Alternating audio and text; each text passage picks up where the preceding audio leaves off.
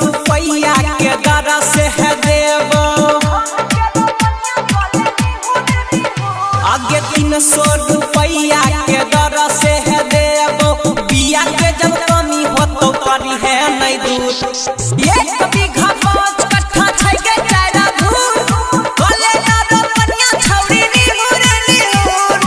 एक बीघा 5 कट्ठा छै के चारा धूर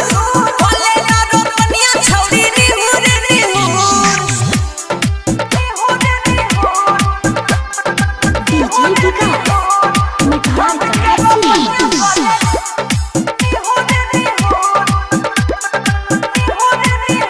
रशिया रिकॉर्डिंग स्टूडियो हसनपुर। एक टाइम खाना सबके के खिलाइबो रोपल होय तो रुपया गिन के देबो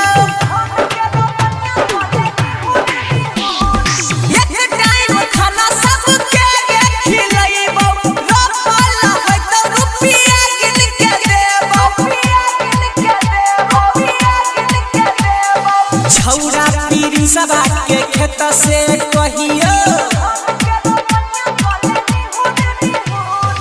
हमी तो बाबन के खेत से कहियो भूखल न जाय छै कोनो महाजादूर